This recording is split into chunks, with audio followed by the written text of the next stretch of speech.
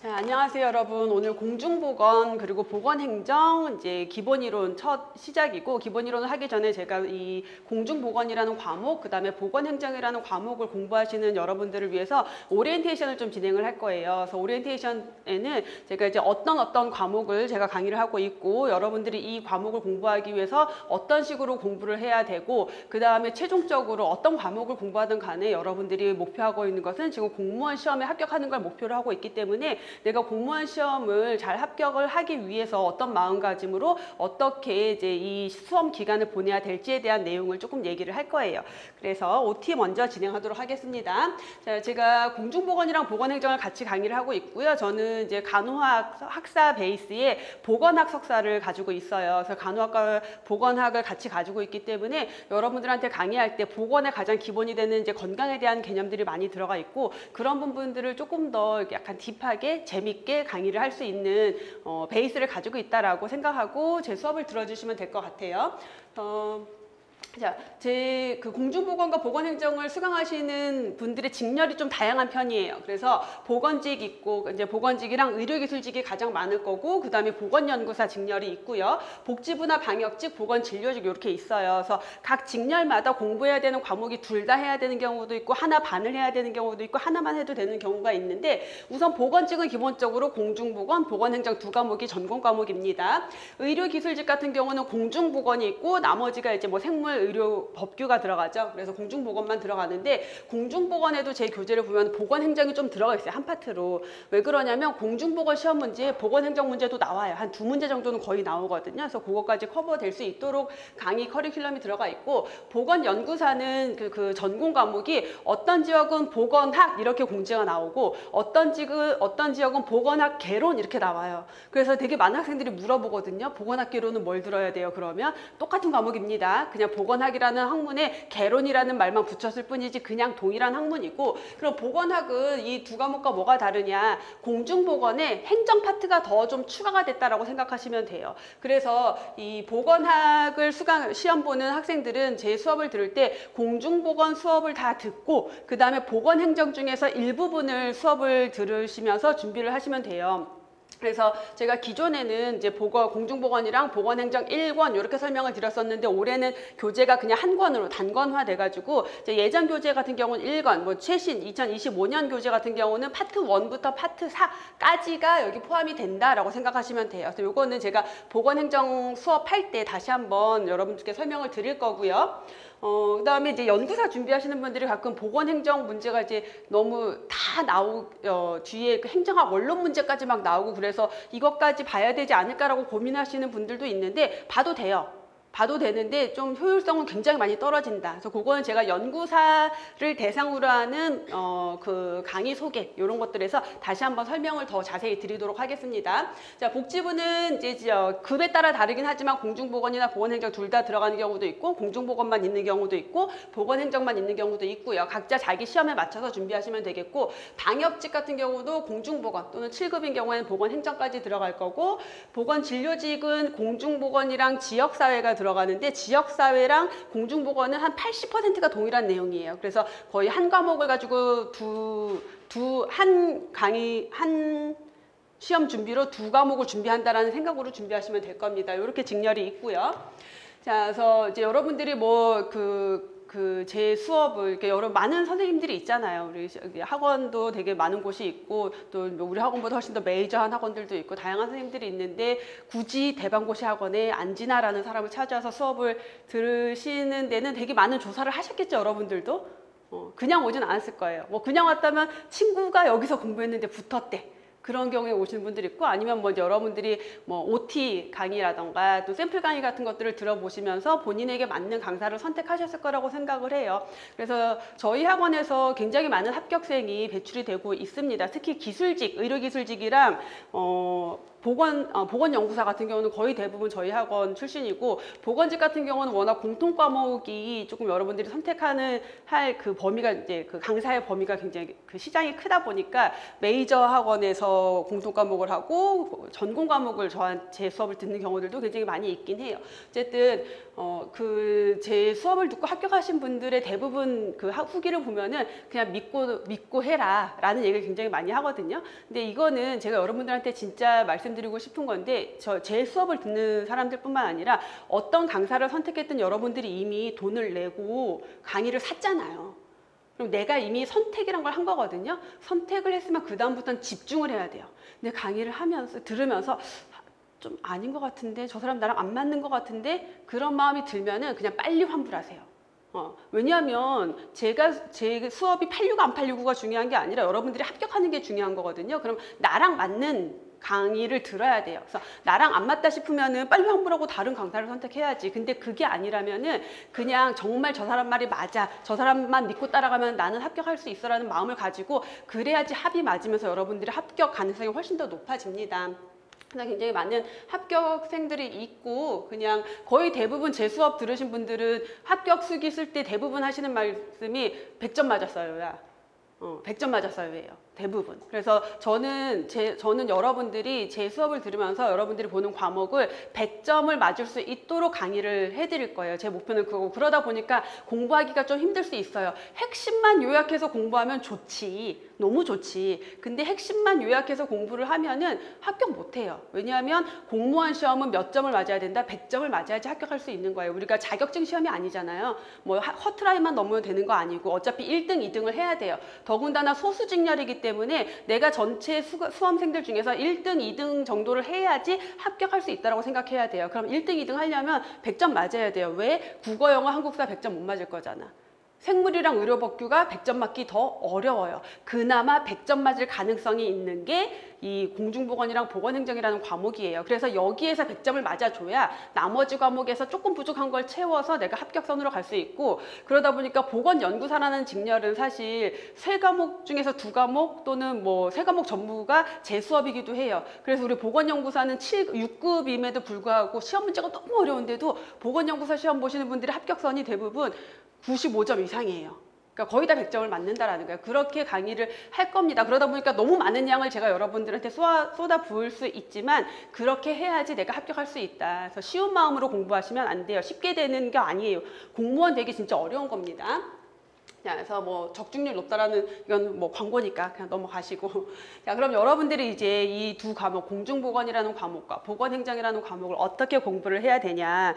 우리가 이제 공부 시작하기 전부터 책도 너무 두껍고 내용도 많고 후기나 또 내가 뭐 베이스가 여러분들이 보건 계통이니까 아마 감염병, 그다음에 뭐 물 수질 기준, 저런 것들을 언제 다 외워, 이런 것들 되게 많을 거예요. 외울 것도 많고 해야 될 것도 많고. 그래서 이걸 어떻게 다 공부하나 싶은데, 이 공중보건이랑 보건행정이라는 과목의 가장 큰 특징이 뭐냐면 얘가 하나의 전공이 아니라는 거예요. 공중보건이라는 걸 전공 과목으로 하는 경우는 별로 없어요. 그러니까 예를 들어 수학 하면 수학 전공자잖아. 영어 하면 영어 전공자잖아요. 그럼 우리가 어릴 때 생각해 보면은 수학도 더하기 빼기, 그 다음에 곱하기 나누기, 그 다음에 뭐가 분수가 되고 뭐 소수점이 되고 뭐가 넘어간단 말이에요.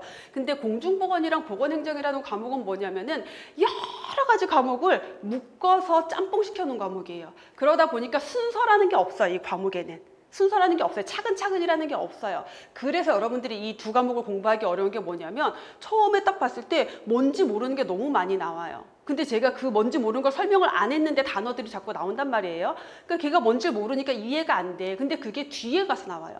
왜냐하면 이 과목 자체가 뭐 건강에 대한 거, 그러니까 간호학에 대한 베이스도 들어가 있고, 산업보건도 있고, 모자보건도 있고, 역학도 있고, 통계도 있고, 행정도 있고, 노인보건도 있고, 정신보건도 있고, 여러 과목이 짬뽕이 돼 있다 보니까 뒤에서 나오는 게 앞에서 다 용어들이 나오고 막 그러다 보니까 이해가 안 돼요. 그렇기 때문에 제일 중요한 게 뭐냐면, 내가 처음에 공부하면서 한 번에 모든 걸 다 이해하고 암기하고 넘어가야지 불가능합니다. 그런 식으로 접근하시면 안 됩니다. 난 천재야. IQ 막 드라마에 나오는 이런 애야. 기다려서 백과사전 통째로 외울 수 있어. 그러면 그렇게 하셔도 돼요. 근데 그게 아니라면은 내가 처음에 한 번 공부할 때 모든 걸 다 이해하고 다 암기하고 넘어갈 거야 라는 접근으로는 공부를 할 수가 없어요. 그렇게 되어 있는 과목이 아니기 때문에. 그래서 제일 중요한 게 뭐냐면 반복을 해야 돼요.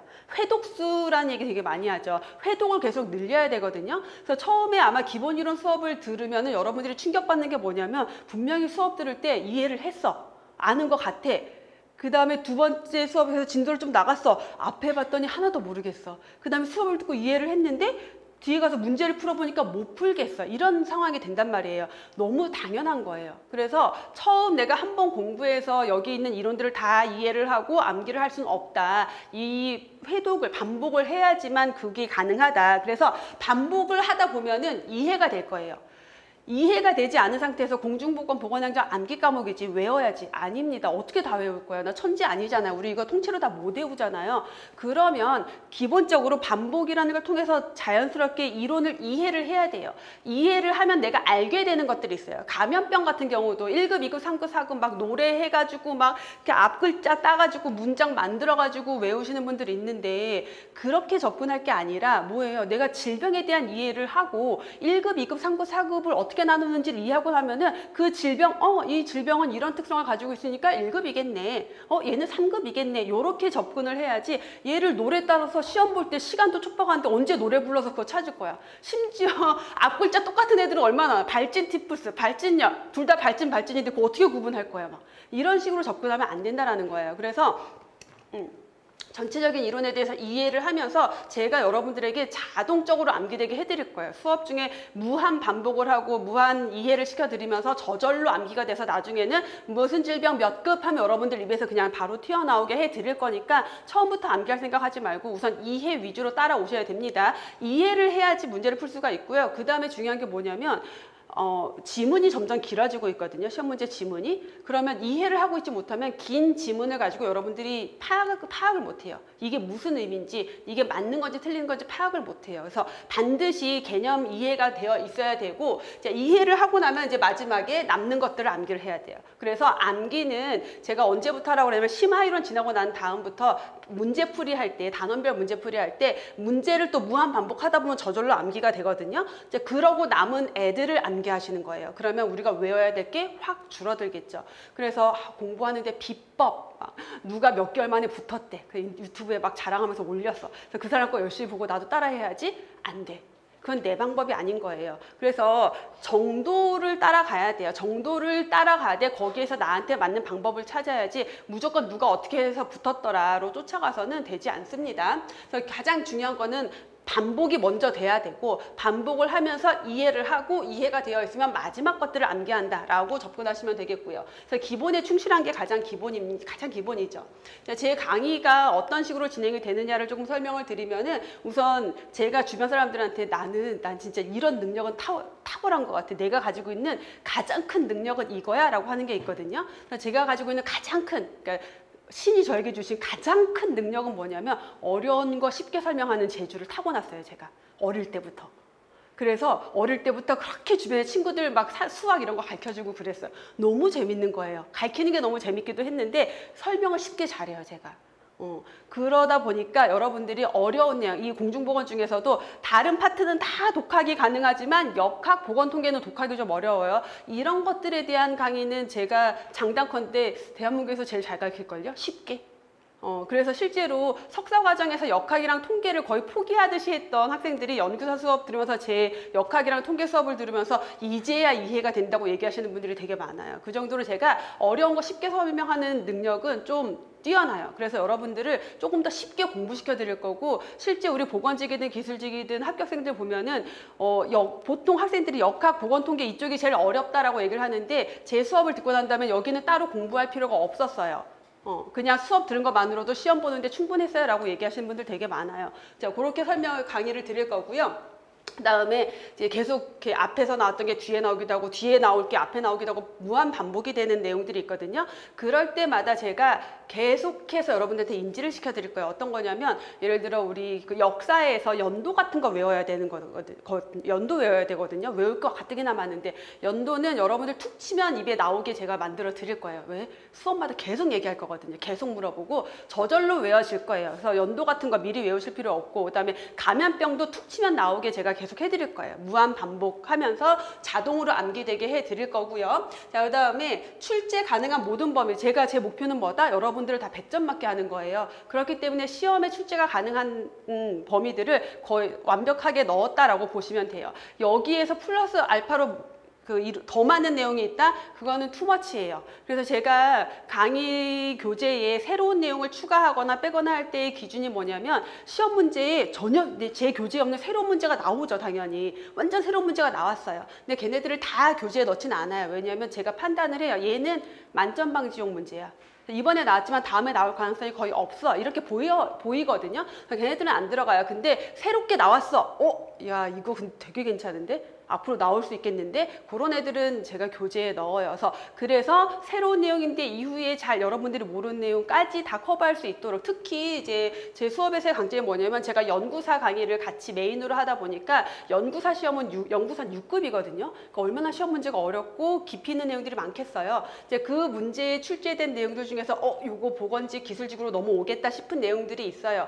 그런 것들이 다 심화로 들어가 있기 때문에 그런 것까지 커버했을 때 거의 만점을 받을 수 있게끔 드리는 거고 그 다음에 이제 모르는 문제가 나왔을 때 제 교재에도 없는 모르는 문제가 나왔을 때는 어떻게 문제 푸는 요령을 계속 알려드릴 거예요. 기출 문제 풀이 하면서 그런 식으로 여러분들이 만점 받을 수 있도록 제가 강의를 해드릴 거고 그리고 그래서 이제 최신 경향을 제가 잘 잡아드려요. 왜냐하면 출제 경향을 계속 분석을 하고 있기 때문에 이게 예전에는 진짜 출제 많이 됐는데 점점 빈도가 낮아지는 애들이 있고 그 다음에 출제된 적이 없었는데 새로운 유형인데 요거는 앞으로 출제가 가능해. 요건 출제위원들이 좋아할 문제야 라는 거를 제가 짚어드리는데 그게 적중률이 생각보다 굉장히 높아요. 그래서 우리 합격생들이나 또는 시험 후기 같은 거 보면은 갔는데 교수님 마지막에 이거 중요하다고 찍어준 거 나왔어요. 그래서 맞았어요 라는 후기가 굉장히 많아요. 그렇게 해드릴 겁니다. 자, 그래서 이제 전체적인 그런 강의 커리큘럼이 어떻게 진행되느냐. 자, 지금 이제 기본 이론, 그 다음에 핵심 이론. 제가 그동안은 심화 이론이라고 했었는데 핵심 이론으로 조금 바꿨어요. 이게 제 강의에 조금 더 맞다고 생각하고 단원별 기출 문제, 그 다음에 모의고사 문제, 그리고 파이널 특강이 있습니다. 자, 그래서 하나씩 보면은 기본 이론 수업이 8월에 개강을 해서 10월까지로 돼 있긴 한데 한 12주 이상 걸릴 수는 있거든요. 조금 더 내용이 많기 때문에. 그래서 10월까지라고 되어 있지만 11월 첫째 주나 둘째 주까지 갈 수는 있는데 가급적 첫째 주 안에는 끝낼 거예요. 제가 11월 2일에 시험이 있기 때문에 올해는 진도를 최대한 빨리 빼서 10월 안에 강의를 끝내드리도록 할 거고 그래서 기본 이론이 10월까지 진행이 될 겁니다. 그래서 기본 이론은 이 교재 1부터 끝까지 빠짐없이 제가 다 설명을 해드려요. 그래서 제 수업을 싫어하시는 분들도 당연히 있겠죠. 그 싫어하시는 분들은 뭘 싫어하냐면 왜 다 읽어줘? 왜 다 읽어줘? 그거 되게 싫어요. 그거 다 읽어주는 거 싫으신 분들은 그냥 제 수업 안 들으셔도 돼요. 그냥 요약해주는 핵심 설명해 주시는 분 수업 들어도 돼요. 왜? 나한테 맞는 수업을 찾아야 되니까. 근데 왜 다 읽어주냐? 제가 안 읽어주면 여러분들 안 볼 거잖아요. 그렇잖아. 내가 밑줄 찍어주면 몇 줄 근 것만 볼 거잖아요. 그러면 100점을 못 맞아요. 왜? 지엽적인 데서도 나오기 때문에. 그리고 핵심에다가 밑줄을 긋지만 그 나머지 내용을 알아야지 그 핵심이 왜 핵심인지를 알 수가 있어요. 그래서 저는 기본 이론을 1부터 10까지 다 설명을 해드립니다. 그래서 그걸 여러분들이 다 받아가셨으면 좋겠고 제가 이렇게 설명을 하다 보면은 이거 문장을 다 외워야 되나요? 이렇게 물어보시는 분들이 있는데 문장을 어떻게 외워? 문장 못 외워요. 그냥 흐름, 뉘앙스, 느낌 이런 것들을 알아가는 거고요. 그래서 기본 이론을 완벽하게 정리하고 난 다음에는 핵심 이론이 들어갑니다. 11월에서 12월인데 이 2달 안 걸려 한 6주 정도 걸립니다. 그래서 핵심 이론은 우리 제가 안심노트라고 해서 요약집으로 제 나오는 책이 있는데 수험생들이 되게 좋아하더라고요. 그 요약집을. 근데 저는 개인적으로 요약집을 별로 안 좋아하거든요. 요약돼 있잖아 너무. 전체 내용을 볼 수가 없기 때문에. 그래서 이 요약된 내용으로 전체 시험을 준비하시면 안 됩니다. 그러면 80점은 무난하게 맞아요. 요약집으로 공부하면 80점은 맞아요. 근데 우리는 100점을 맞아야지 합격할 수 있다라고 했죠. 그래서 요약집은 말 그대로 요약이기 때문에 여러분들이 참고를 하셔야 돼요. 그래서 거기에다가 뭔가 추가적인 내용을 들고 조그맣게 핸드북으로 나가기 때문에 여러분들이 들고 다니면서 공부하고 할 수 있도록 해드린 거고, 이 핵심 이론 수업에서 다뤄지는 내용만 완벽하게 공부하면은 80점은 무난하게 맞을 거야. 이걸 완벽하게 했다는 전제하에. 하지만 우리는 100점이 목적이다라고 했습니다. 그래서 핵심을 다시 한번 반복하면서 여러분들의 이해와 암기를 도와드릴 거고, 그러면서 심화 이론을 같이 다뤄드릴 거예요. 그래서 아까 얘기했던 연구사의 직렬에 출제가 됐는데 내용이 좀 딥하고 일반적인 공중보건에 없는 내용이지만 이거는 기술직이나 보건직 문제에 출제가 되겠다 하는 내용들로 심화가 들어가 있고, 그래서 그 심화 이론들을 같이 해드릴 거예요.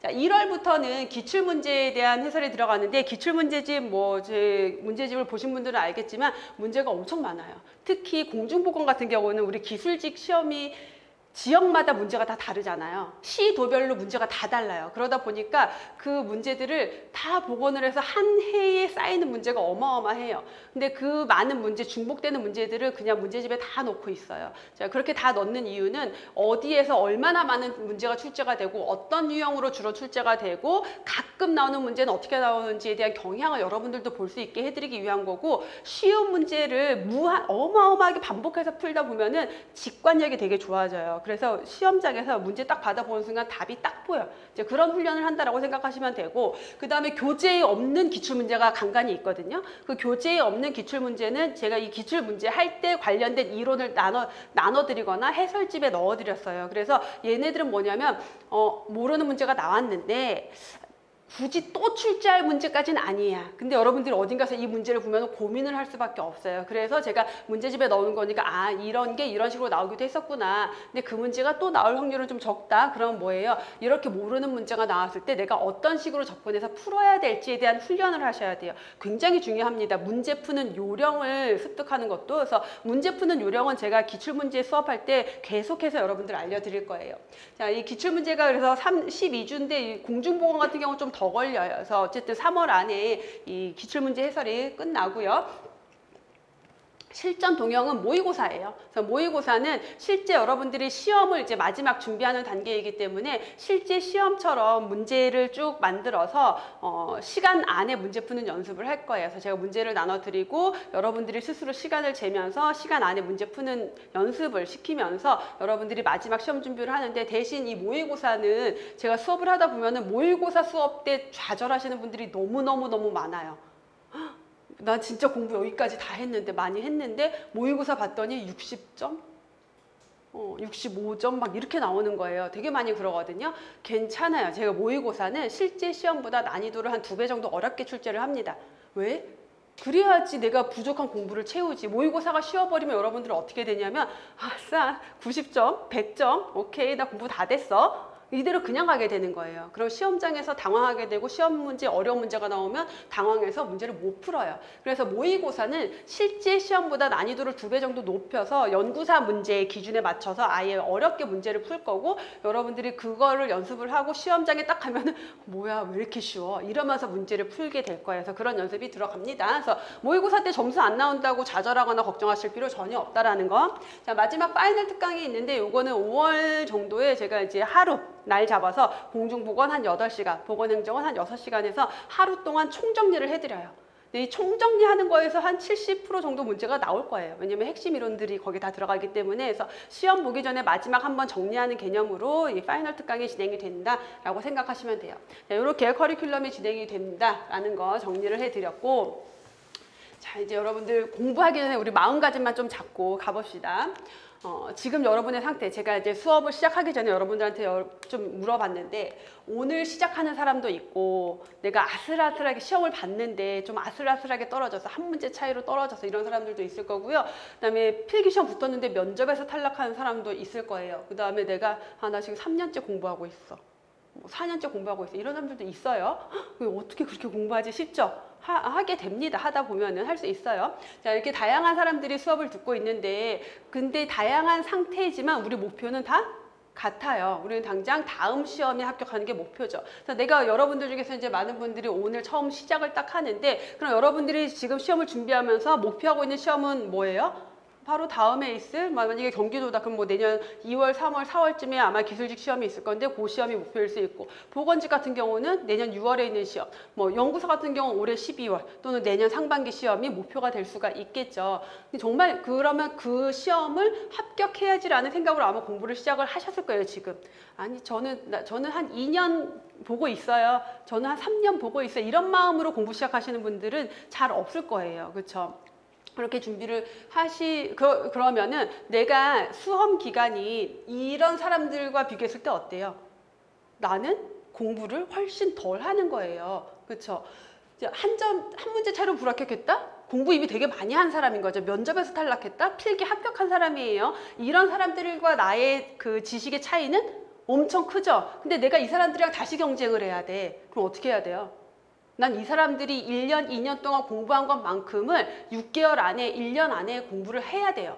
그럼 어떻게 해야 돼요? 정말 열심히 해야 되겠죠. 그만큼의 시간과 노력을 쏟아서 집중을 해서 공부를 해야 된다라는 거예요. 그래서 그 마음을 가지고서 내가 경쟁하는 사람들이 다 내 수준이 아니라 나보다 이미 1년, 2년 선배들이다라는 생각을 가지고 내가 그들을 따라잡기 위한 공부를 하셔야 된다라는 거예요. 오늘 시작하시는 분들은. 그러면 어떻게 막 늦잠 자고 토요일, 일요일 이틀은 놀고 저녁 때 6시 퇴근이지 놀아야지 이러면 안 된다라는 거예요. 그렇게 내가 공부를 할 거면 한 3년 봐야 된다. 라고 생각하고 공부하셔야 되는 거고 내가 1년 안에 합격할 게 목표다라고 하면은 2년, 3년 공부한 사람들의 양을 나는 1년 안에 공부를 해야 돼요. 그 마음을 가지고 공부를 하셔야 되고요. 한 문제 차이로 불합격했다. 굉장히 슬프지. 너무 마음이 아프지. 내가 그 한 문제 실수만 안 했어도 쉬운 문제를 틀렸어. 더 속상하지. 근데 그런 사람들이 수두룩 빽빽이에요. 나만 한 문제 차이가 아니라 대부분 한 30%는 한 문제 차이로 떨어진다라고 생각하시면 돼요.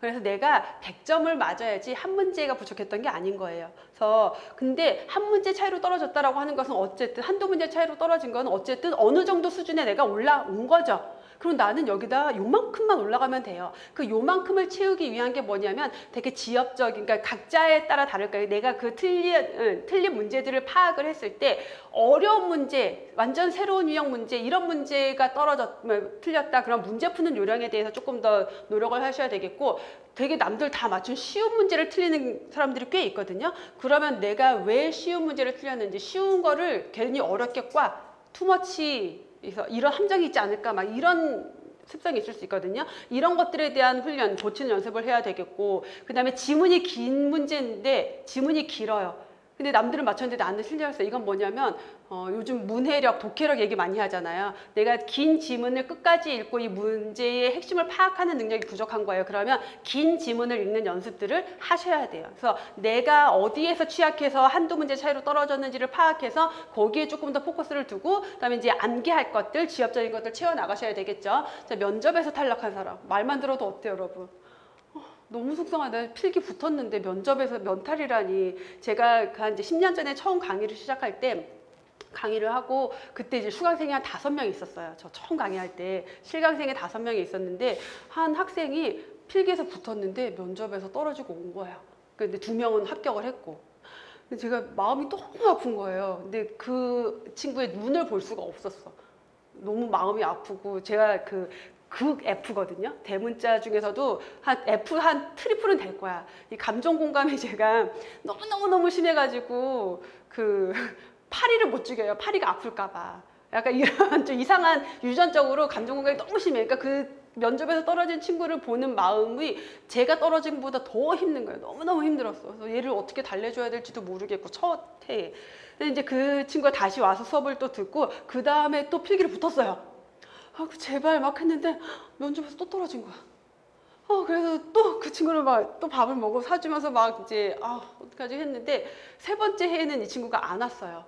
근데 제가 듣기로는 다른 이제 그 친구한테 들었는데 또 떨어졌다고 그랬나? 아무튼 뭐 그랬는데 그 다음에 이제 시험을 그러니까 안 오고 한 2년이 지난 다음에 들은 소식이 이 친구가 계속 면접에서 떨어지다 보니까 마음을 비운 거야. 아예. 마음을 비워. 어땠었냐면 조금 이렇게 예민하고 약간 소극적이고 좀 이런 친구여서 그때 막 이렇게 카페에 서로 점수 여러분들 막 공유하잖아요. 누구는 몇 점, 누구는 몇 점은 자기는 몇 점인데 해서 남들 얘기하는 거 보고 막 걱정을 하고 미리 걱정하고 이런 친구였거든요. 근데 그리고 이제 지원할 때도 어디를 할까 막 누구는 여기 한데 누구는데 작년 아니면 경쟁률 어떻고 막 합격선 어떻고 이거 다 봐가지고 막 이렇게 막 이런 친구였는데 이제 이렇게 하다 지친 거야, 이 친구가. 그래서 마지막에 마음을 비우고 어디를 지원했냐면 그 친구 집이 파주 쪽이었어요. 그래서 이제 파주로 신청을 한 거예요. 집에 가까운데 그냥 마음 편히 가까운 데를 했는데 딱 붙었어요. 합격해가지고 우리 그 합격자의 밤 저희 행사 같은 거 했었거든요. 온 거야, 이 친구가. 얼마나 감동이에요. 근데 이 친구 이후로 얼마나 많은 면탈자들을 제가 받겠어요. 근데 이제는 마음이 아프지 않아. 면접에서 탈락하고 와도 마음이 아프지 않아요. 왜 그런지 알아요? 면접에서 탈락한 친구들은 결국은 붙어요. 결국은 합격하는데 중요한 건 뭐냐면 제일 좋은 데로 간다. 다 그랬어요, 진짜. 그 케이스가 너무 많아요. 제가 다 설명을 다 얘기해 주기에는 시간이 너무 많이 걸리니까 이런 케이스가 너무 많아요. 결국 그 면접에서 떨어진 거는 여러분들이 어떻게 생각하셔야 되냐면 내 자리가 아니었구나.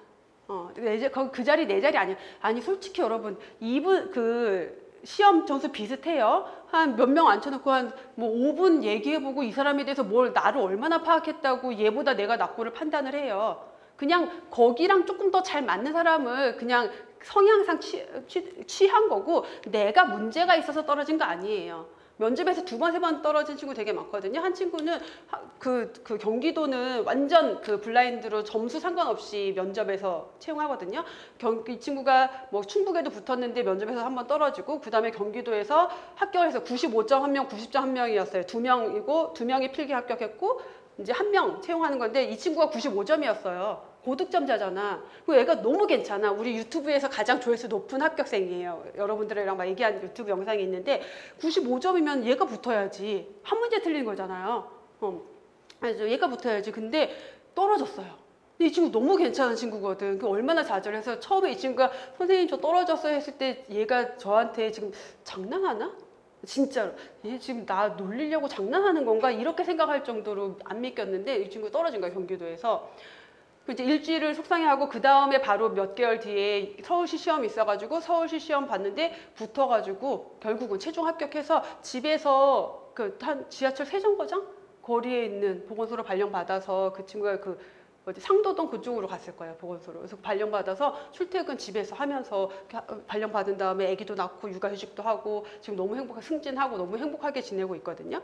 그러니까 면접에서 떨어진 혹시라도 영상을 접하시는 분들 중에서 내가 면접에서 떨어졌다 또는 여러분들이 나중에라도 혹시라도 그런 경험이 없어야 되겠지만 있다 그러면 그거는 그냥 더 좋은 자리로 가기 위한 거지 내가 문제가 있어서 떨어진 거 아니에요. 슬퍼할 이유 하나도 없어요. 아, 나 이제 붙겠구나. 나 이제 붙겠구나. 근데 어디로 가냐의 문제인데 나한테 제일 좋은 자리를 찾아가겠구나 라고 생각하시면 됩니다. 수험생활 N년차 우리 이번에 합격수기 올라온 것 중에 주땡범이라는 합격생이 있어요. 그 합격생을 제가 왜 기억을 하냐면 합격수기를 굉장히 길게 잘 써줬는데 이 친구가 합격하기 전에 저한테 상담을 좀 많이 보냈었어요. 근데 이 친구가 거의 4년인가 했어요.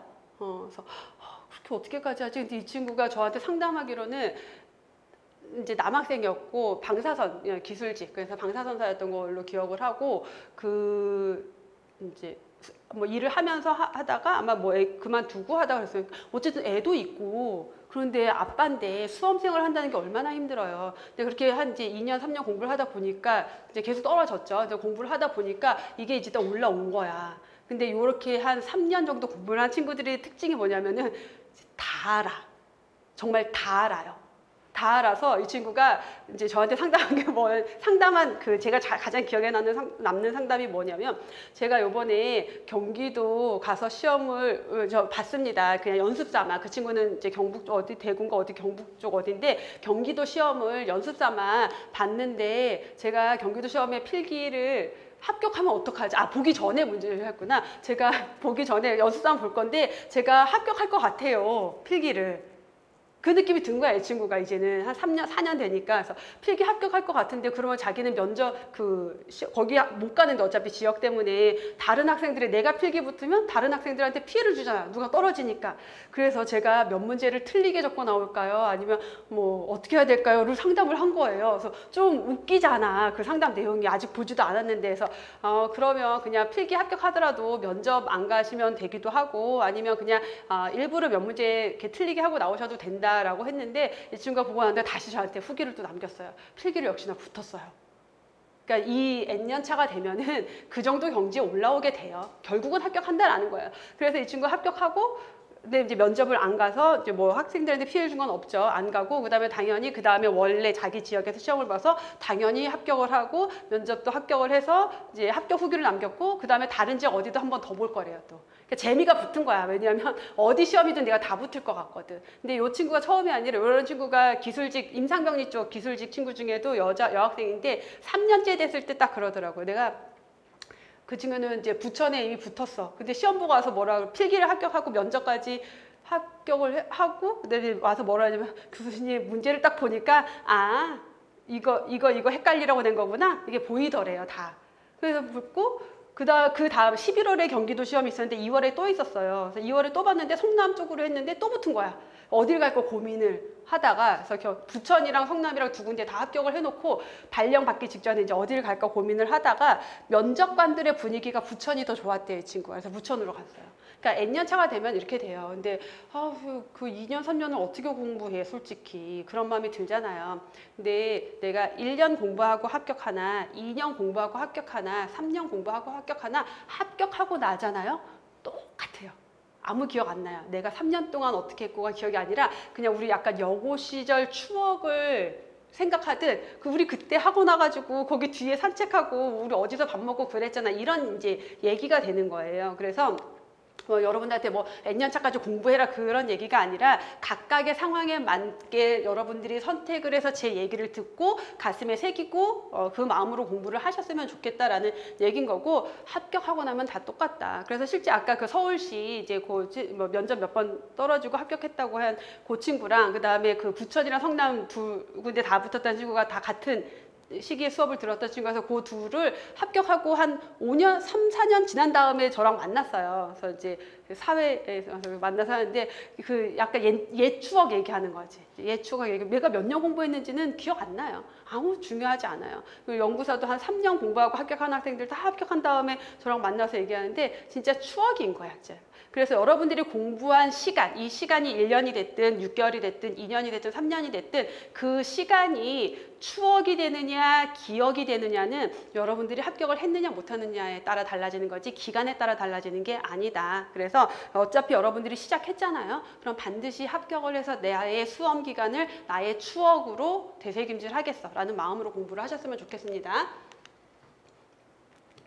제가 그 강의할 때 뿐만 아니라 그냥 인생에서 제일 중요하게 생각하는 가치관이 뭐냐면 내가 생각하는 미래가 결국은 나의 현실이 된다라는 거예요. 이거는 제 삶의 가치관이기도 하고 제가 이런 마음으로 지금까지 살아왔는데 잘 살았고 잘 풀렸다라고 저는 생각을 하거든요, 제가. 그래서 여러분들이 이 공부뿐만 아니라 인생에서 이 말을 좀 새기고 살았으면 좋겠는데 혹시 연초 계획 세우시는 분들 있어요? 이제 1월 딱 되면 나는 올해 하고 싶은 거, 이루고 싶은 거 막 계획하는 거. 그런 거 하시는 분들 있어요? 아무도 안 해? 그렇구나. 한 사람 있을 것 같은데 그런 거를 해보잖아요. 그러면은 저는 되게 좋아해요. 연초 계획, 뭐 월초 계획 이런 것들 되게 좋아하거든요.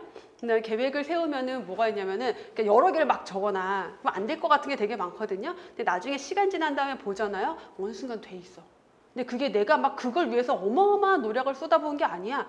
근데 나는 그걸 그냥 희망했을 뿐인데 돼 있는 게 굉장히 많아요. 우리 흔한 뭐 성공과 관련된 뭐 유튜브나 책이나 이런 데서 흔히 나오는 말이지. 시크릿 뭐 이런 데서 나오는 흔히 나오는 얘기인데 그게 여러분 진짜예요. 근데 되게 중요한 건 뭐냐면 되게 많은 사람들이 생각을 안 해. 나중에 어떻게 살고 싶어? 어떤 남자 만나고 싶어? 어떤 여자 만나고 싶어? 어떤 결혼 생활을 하고 싶어? 나중에 돈은 얼만큼 벌고 싶어? 나중에 어떤 집에서 살고 싶어? 나중에 어떤 여가를 즐기면서 살고 싶어? 이런 것들에 대한 생각을 잘 못해요. 왜냐하면 지금 당장 먹고 살기 바쁘니까. 근데 끊임없이 그런 생각을 하셔야 되는데 특히나 지금은 여러분들이 원하는 바가 있잖아요. 그러면 생각을 계속 하셔야 되는데 여러분 똑같이 생각해도 나 공부하면서 공부할 게 너무 많아. 이거 다 할 수 있을까? 떨어지면 어떡하지? 라는 걱정을 하고 공부를 하는 것과 나는 요거 하나만 합격할 것 같아 라는 마음을 가지고 공부하는 사람의 합격 여부에는 굉장히 많은 영향을 미쳐요. 되게 제가 좋아하는 얘기인데 삼신할머니가 아기를 점지해 줄 때 어떻게 점지해 주냐면은 저 아들 낳으면 안 돼요. 나 아들 낳으면 안 돼요. 아들이면 안 돼요. 이렇게 막 얘기를 하면은 아들을 점지해 줘요. 딸 낳고 싶어요, 딸 낳고 싶어요, 딸 낳고 싶어요. 그러면 딸을 점지해줘요. 이게 뭐냐면 내가 집중한 대상이 뭐냐라는 거예요. 내가 원하는 거에 집중하고 있느냐, 내가 피하고 싶은 거에 집중하고 있느냐. 동사는 몰라요. 시는 동사를 몰라. 명사만 안다라고 생각하시면 돼요. 그러면 내가 아들을 생각하고 있으면 아들을 주는 거고, 딸을 생각하고 있으면 딸을 주는 거예요. 그러면 여러분, 합격을 생각하면 합격으로 가는 거고, 불합격을 생각하면 불합격으로 가는 거예요. 그럴 수밖에 없는 게, 내가 불합격이라는 걸 계속 생각을 하고 있으면 이게 나올까? 먹는 물 수질 기준 안 나올 것 같은데? 이걸 본다고 합격할까? 약간 이런 마음이 들게 되고, 합격할 거라는 걸 믿으면서 공부하는 친구들은 어떻게 되냐면, 나 합격할 것 같아. 이거 하나만 더 보면 합격할 것 같아. 이런 마음으로 접근을 할 거예요. 정말 영향 많이 미쳐요. 진짜 여러분들이 꼭 하셨으면 좋겠어요. 왜냐면 저는 살면서 너무 많이 느꼈거든요. 이런 것들 제가 32살 됐을 때, 제 때는 제가 이제 나이가 좀 있어서 제 친구들은 26에서 28에 결혼을 다 했어요. 저 빼고. 30 넘으면 완전 노처녀였어 그때는. 32살에 저만 남아 있었는데, 그때까지 전 결혼할 마음이 아직은 없었는데, 나는 나중에 아주 능력 있고 안정적인 남자 만나서 일주일에 한 이틀 정도 강의하면서 취미생활 하면서 살고 싶어. 가 저의 레퍼토리였어요. 그냥 그게 막연한 저의 희망이었거든요. 근데 어느 날 결혼해서 살면서 뒤를 돌아보니 정말 딱 그렇게 그냥 아주 능력 있고 아주 안정적이고, 저는 일주일에 하루 이틀 정도 강의를 하고 지내고 있는 거예요. 이런 것들이 굉장히 많았었어요. 그래서 여러분들이 미래에 대한 걸 되게 많이 생각을 하셨으면 좋겠어요. 그러면 정말 이루어지는 게 되게 많습니다. 근데 어쨌든 우리는 이제 시험을 위한 미래를 구체적으로 생각을 해야 되겠죠. 첫 번째, 합격 희망 점수 적어두세요. 이거 뭐 어려워? 포스트잇에다가 100점, 100점, 100점 적어놓으면 되잖아. 희망 점수 몇 점이에요? 몇 점 맞을 거야? 그치, 100점 맞을 거지. 그게 기술직이었나? 생물은 몇 점 맞을 거예요? 100점. 법규는. 그치? 부끄러워할 필요 없어요, 여러분. 이거 해서 포스트잇에다가 해가지고 여러분들 공부하는 책상에 붙여두세요. 그다음에 책 앞에도 다 붙여두세요. 이거는 제가 실제 그 석사과정 할 때랑 대학 때도 그랬고 학사 때도 그랬고, 실제 시험 볼 때 제가 했던 방법이에요. 저는 모든 과목 점수를 다 적어놔요. 원하는 점수를. 그다음에 공부하다가 걔를 보잖아? 기분이 너무 좋아. 내가 이 점수 맞을 것 같거든요. 기분이 너무 좋아서 공부가 잘 돼요. 그러니까 실제로 저는 그래서 석사할 때도 조기 졸업했어요. 학점이 4.3, 저희 학교 4.3 만점인데 4.0이 넘으면은 한 학기를 빨리 졸업할 수가 있어요. 그래서 조기 졸업을 처음에 학교에 딱 들어가는데 조기 졸업이라는 제도가 있대. 그래서 오케이, 난 조기 졸업을 할 거야. 마음을 먹었는데 학교 생활하면서 너무 즐거워서 잊어버렸어. 그거를 잊어버렸다가 이제 마지막 학기 그러니까 그 세 번째 그 4학기 됐을 때 그 생각이 난 거야. 근데 점수를 보니까 3.9 얼마야. 그래서 이번 시험에 4점 몇을 맞으면은 내가 평점을 4.3 이상으로 높여서 4.0 이상으로 높여서 할 수가 있겠는 거야. 그래서 했잖아요. 그러니까 이런 것들을 계속 생각하셔야 돼요. 우리 합격생 중에서 이렇게 막 했더니 한 학생이 이제 대학 다니다가 휴학을 하고 공부를 하러 왔어요. 공부하러 와서 했는데 떨어졌어. 복학을 했어. 그 다음에 학교를 졸업하고 다시 왔어요, 이 친구가. 근데 이때는 얘가 이걸 시작을 한 거야. 그래서 그때 같이 공부하던 막 언니들이 있었는데, 주변에 언니들한테 맨날 이 친구가, 언니 저 공중보건 100점 맞을 거고요, 생물 95점 맞을 거고요, 법규 100점 맞을 거예요를 맨날 얘기하고 다닌 거야, 이 친구가. 진짜로. 그리고 근데 이 친구가 사실 공부를 이렇게 썩 잘하는 친구는 아니었어요. 제가 수업할 때 보면은 조금 이렇게 느린 친구였어. 그리고 마지막까지도 좀 걱정이 됐는데 오히려 이 친구가 제일 먼저 합격했어요. 그러니까 이런 것들이 굉장히 영향 많이 미칩니다. 이거 안 어렵잖아. 돈도 안 들잖아. 시간도 안 들잖아. 꼭 적어두고 주변에 당당하게 얘기하세요. 그 당당하게 얘기하면은 그거를 지키기 위해서 내가 더 열심히 하게 됩니다. 그다음에 요거는 하시는 분들도 있고 안 하시는 분들도 있는데 좀 했으면 좋겠어요. 합격 수기를 먼저 써보세요. 어떻게? 내 계획인 거야, 합격 수기가. 그렇잖아요. 합격 수기에 다 뭐 써요? 저는 매일 몇 시부터 몇 시까지 하루 총 공부 시간은 몇 시간이었고요. 일주일에 하루 정도는 어떻게 쉬었고요. 뭐 이렇게 과목별로 이렇게 공부를 해서 합격했습니다잖아. 그럼 뭐예요? 지금 여러분 상태에서는 그거는 계획인 거예요. 근데 계획을 이렇게 하겠어가 아니라 합격 수기로 쓰세요. 내가 합격한 다음에 나는 이렇게 공부해서 합격했습니다. 그랬을 때 여러분들이 느끼는 체감이 훨씬 크고, 그 합격 수기 이렇게 쓴 친구 중에 제가 제일 많이 기억나는 합격생이 그 친구는 기술직이었고 임상병이었던 걸로 기억을 하고 한 5, 6년 됐어요. 남학생이었는데 이 친구가 합격하자마자 학원으로 전화해가지고 막 달려왔어요. 진짜 저를 만나러 달려왔어요. 너무 확 와가지고 제가 지금 놀래서 무서웠어서 남학생이 너무 이렇게 확 오니까. 근데 이 친구가 5개월 만에 합격을 했어요.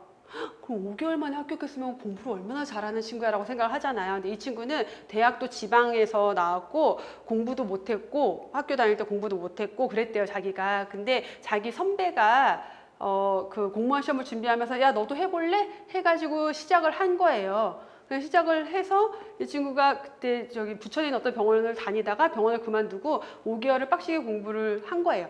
그러고서는 합격을 한 건데 이 친구가 뭘 해놨냐면은 여기 앞에다가 합격수기 적어가지고 붙여놓고 맨날 보면서 공부를 했어요. 그래서 그래서 이 친구를 소개해준 선배는 불합격했는데 이 친구가 합격해가지고 약간 동네에서 막 그래도 서울시 합격해가지고 동네 자랑거리가 된 거지, 이 친구가. 그래서 이런 것들이 생각보다 여러분 효과 되게 좋습니다. 돈도 안 들고 시간도 안 들고 즐겁기만 한 노력이에요. 자, 그래서 구체적으로 상상하라고 제가 늘 얘기하는데 상상을 할 때는 여러분 합격 이게 아니야. 합격 이걸 생각하는 게 아니라 나 합격하면 뭐 해야지 이거예요. 여러분의 사실 진짜 목표는 뭐냐면 합격이 아니라 합격해서 공무원이 돼서 내가 공직 생활을 하면서 나의 더 행복한 삶을 만들어가는 게 여러분의 목표예요. 그렇죠? 목표는 명사가 아니라 사실 동사여야 돼요. 그래서 합격이 목표가 아니라 합격해서 뭐 해야지가 돼야 돼요. 그럼 합격해서 뭐 할 거야? 선생님 합격하면 뭐 할 거야? 합격한 다음에?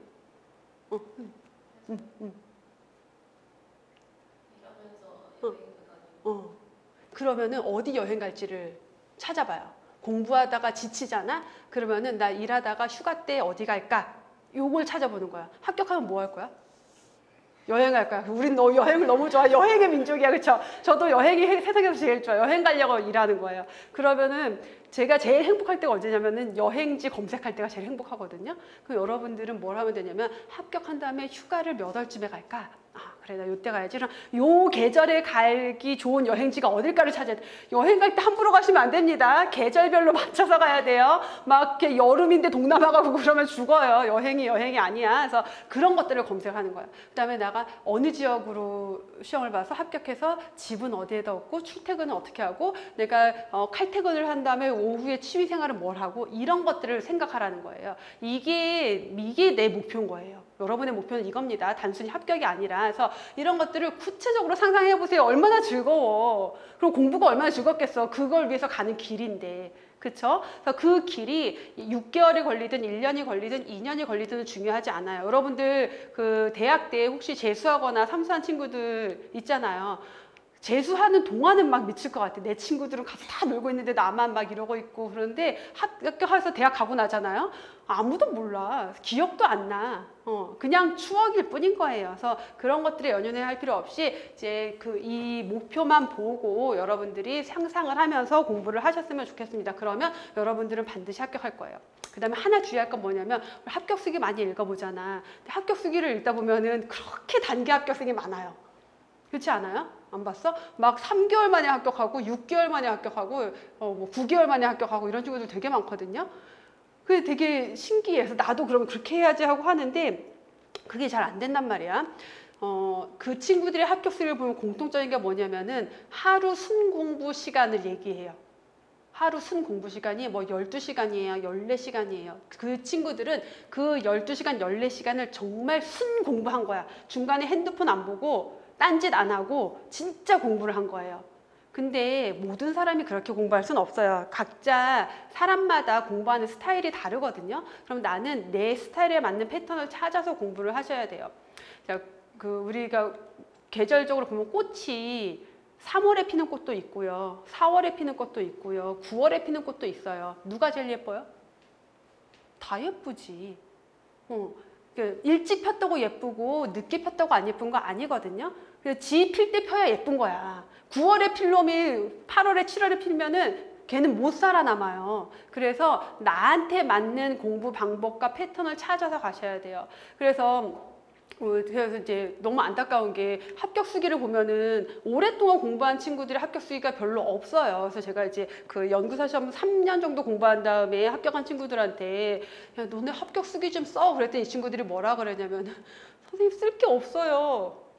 그러니까 딱히 그 단기 합격생들은 쓸 게 너무 많은 거야. 내가 막 쓴 공부 시간 이렇고 하루도 안 쉬고 막 이렇게 했는데 이렇게 조금 여유를 가지고 여유 있게 공부한 친구들은 나는 아침에 한 9시부터 시작해서 한 7시, 8시까지 하고 주말엔 좀 쉬고 여행도 가고 합격 쓰기가 뭐 이렇게 쓸 수는 없잖아. 쓰기가 그렇잖아요. 그러니까 쓸 게 없는 거예요. 그래서 사실은 여러분들이 보는 합격 쓰기의 그 단기 합격생은 전체 합격생의 극히 일부예요. 극히 일부지만 자랑할 게 많으니까 그 합격 쓰기가 많은 거예요. 그래서 내가 6개월, 1년 만에 못했다고 그들이랑 비교해서 내가 부족한가, 나는 왜 안 된가라는 걸 생각할 필요 없이 여러분들이 과거에 공부를 어떻게 했는지를 생각을 해보세요. 나는 벼락치기 스타일이야. 그런 친구들 있잖아요. 벼락치기에 강한 애들. 이런 친구들은 3개월, 6개월 준비해야지. 근데 나는 벼락치기 안 돼. 나는 서서히 차근차근 쌓아가는 스타일이야. 그러면 거기에 맞춰서 해야 되겠죠. 그래서 자기 자신을 파악하고 나에게 맞는 공부 방법을 택해서 여러분 준비하는 게 여러분들의 가장 중요한 전략이다라는 것까지 생각을 해 주셨으면 좋겠습니다. 그래서 여러분들의 합격을 진심으로 기원하는 마음으로 OT를 마무리하도록 하고요. 자, 이 OT가 여러분들 수험생활, 전체 수험생활에 좀 많은 도움이 되길 바랄게요. 자, 수고하셨습니다.